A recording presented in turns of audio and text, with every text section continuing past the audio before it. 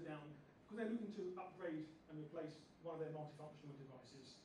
And she went down there and she was chatting to them saying, well, why do you need a 70-page-a-minute device? You aren't a huge organisation. What are you doing to really require a 70-page-a-minute machine? It turns out that they were sending out disciplinary reports. So footballers play on a weekend, play throughout the week, and whenever they get fined, sent off, they receive a disciplinary report on a weekly basis.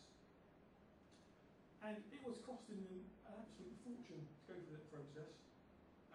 But they needed a new machine. It came to the end of its lease, they wanted to upgrade it, and they asked us to go in there and swap it out. Which again, they could have done, but rather than just saying, here you go, here's another quote, as their present supplier had done, we said, okay, how can we help improve this process? Because it must be costing you a fortune. You don't need a machine that big.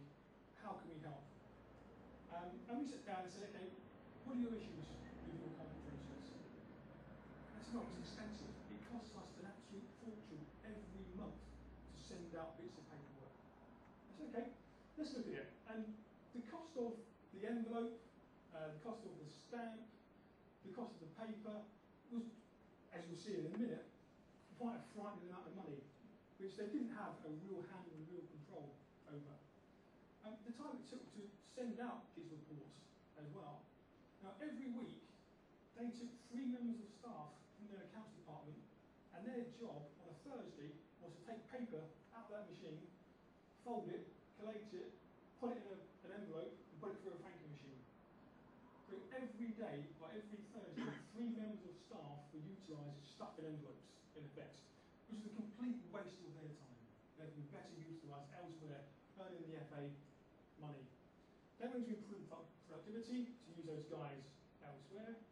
They also wanted to improve the way that the clubs were receiving the information.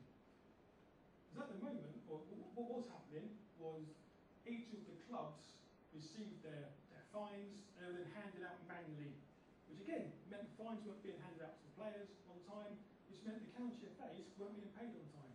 So it had huge implications on their cash flow. So we sat down and said, okay, let's break down the costs. Let's see what you're spending on this process.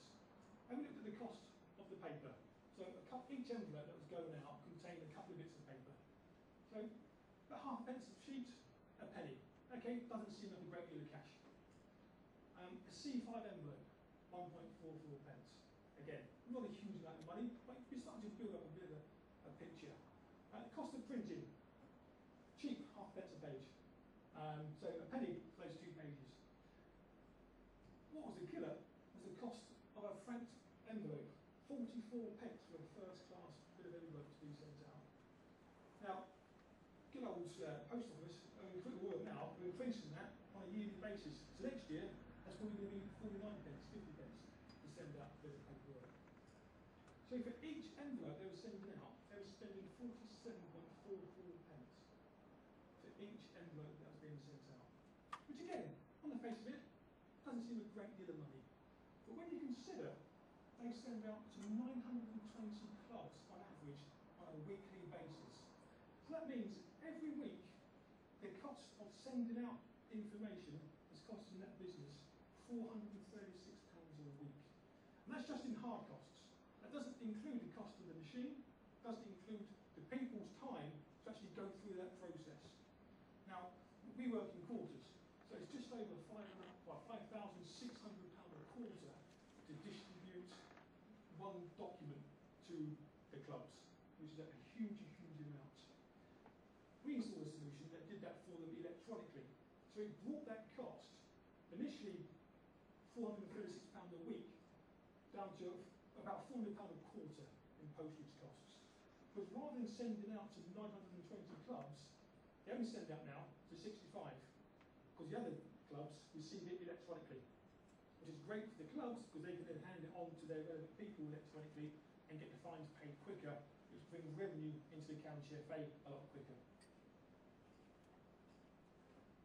When you take into account the cost of the solution, what the savings the county FA gained was £205 a week, or just over £2,500 a quarter.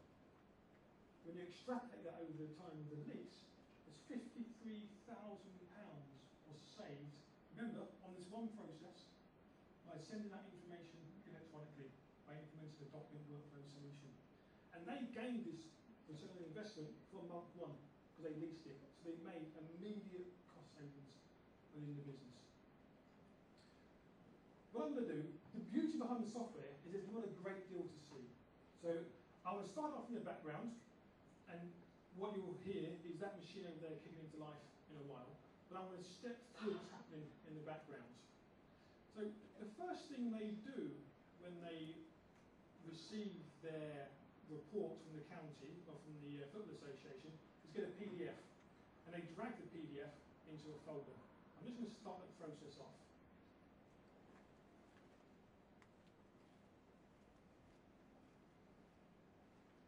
Now in the background, what's happening is this is their disciplinary administrator. So she sits there, and every week she receives information from CAS.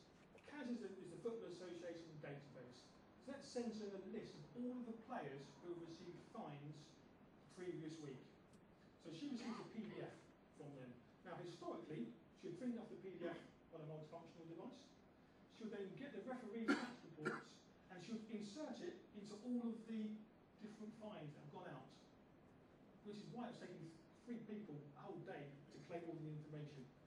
What they're doing now is grabbing the report from CAS, they're going up to their multifunctional device with the referee reports, placing them on the document feeder, selecting referee reports, and storing it in a disciplinary distribution solution. And that just waits there until the administrator does something. She then takes that PDF and copies it into the solution that we installed in there. And what that does is it looks at all the data, looks at the PDF, looks at all the information regarding the clubs, and says, do I have an email address for that club? If I do, I'm going to email it out to them. And it gets sent automatically and straight away as soon as the information hits it. If there isn't an email address, it prints it. So rather than printing out to 920 clubs, they're now doing 65 clubs. And almost on cue, the machine goes into life and prints out the disciplinary reports for the clubs that don't have an email address. And then all of the information is stored within the document disciplinary solution so that anybody who has access to do so can go and grab that information. Now, they're using it for disciplinary documents. You can use it for invoices, statements, any high document process that you send information out can really benefit and utilise from this solution, because they're saving £53,000 over a term of the lease on this, which they can put back into the business. Just imagine, what would you do if you could save your company £53,000, and where would you utilise those savings within the business? I'm sure you can all think of ways that you can benefit from that. So I'm just going to quickly come out of here and go into Outlook so you can see what's happened. I've set it up so that emails are now being sent straight. They have some text in there that says, here's your weekly fines. They can open it up, and rather than receiving information through the post on a weekly basis, like this, they now receive it on an email, which can then be processed and distributed to the relevant person a lot easier.